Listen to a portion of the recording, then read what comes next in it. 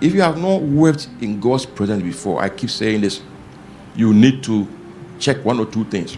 Yes, because you see, your spirit man at certain times will yearn for a deeper intimacy with the Holy Spirit. And at those times, you may break out into tears.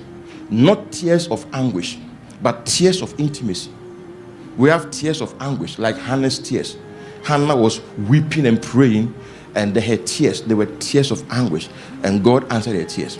But I'm talking about deep yearning for intimacy. A deep yearning for intimacy. Now, remember, God answers tears also, just as he answers prayers. When we say prayer, prayer is not just what you say with words. In fact, you know that what you think can also be prayers.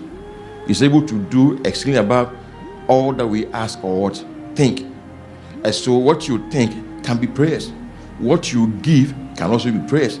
Your prayers and your almsgiving have ascended up before God as a memorial. In other words, what he was giving was also crying out to God for him.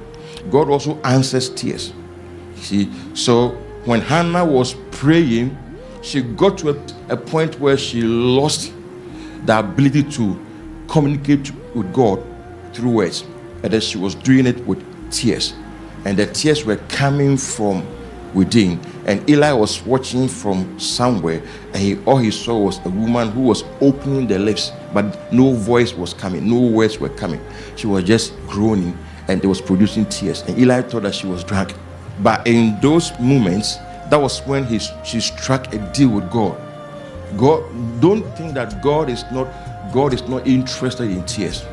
I know we often say that it's not about how much you cry, it's about your faith. But let me tell you, we have a high priest who can be touched with the feelings of our infirmity. He can be touched.